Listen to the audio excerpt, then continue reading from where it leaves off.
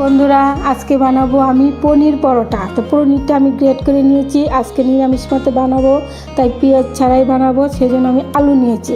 এখন কিছু মশলা অ্যাড করব, দিয়ে দিব আজওয়ান, দিয়ে দিব স্বাদ মতো লবণ, দিয়ে দিব ধনিয়া পাতার কুচি। আর আমি একটা ঘরে মশলা বানিয়েছি, জিরা, ধনিয়া, মৌরি, শুকনো লঙ্কা, তারপরে দিয়েছি এলাচি, দারচিনি, গোলমরিচ দিয়ে খোলাতে ভেজে গুঁড়োটা করে নিয়েছি। তো এখন সবগুলো আমি মেখে স্টাফিংটা বানিয়ে নিচ্ছি, তারপরে আমি পরোটাটা বানাবো। বন্ধুরা আমি আজকে আটা দিয়ে বানাবো, রুটির আটা দিয়ে পরোটাটা বানাবো। তো ঠিক আছে, আমি মেখে নিচ্ছি, আবার পরোটা বানানোতে দেখা হবে। রুটির আটাটা গুলি করে নিয়েছি, এখন এরকম করে ফাঁকা করে নিচ্ছি, নিয়ে এখন এই যে পনির, এইটা এখন এটা মাঝখানে দিয়ে দিব, দিয়ে মুখটাকে ভালো করে বন্ধ করে নেব।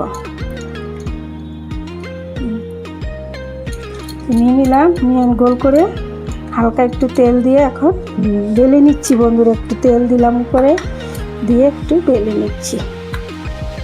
হ্যাঁ বন্ধুরা বেলে নিয়েছি, এখন ভেজে নেব। দিয়ে দিলাম পরোটাটা। তো বন্ধুরা উল্টিয়ে একবারে দিলাম, আবার উল্টিয়ে দিয়ে এখন তেল দিয়ে দিব।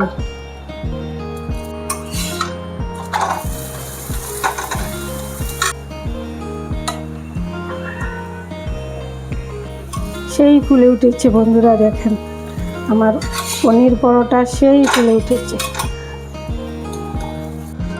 নামিয়ে নিলাম।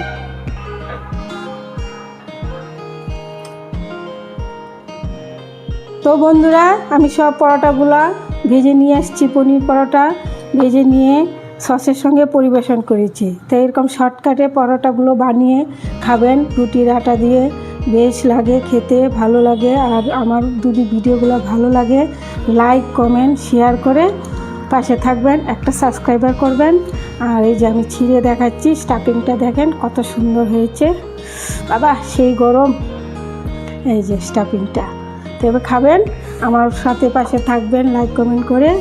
আর ভিডিওগুলো ভালো লাগলে একটা সাবস্ক্রাইবার করবেন। তো ততক্ষণ ভালো থাকেন, সুস্থ থাকেন, আবার দেখা হবে নতুন এক রেসিপি নিয়ে। টাটা, রাধে রাধে সবাইকে, নমস্কার।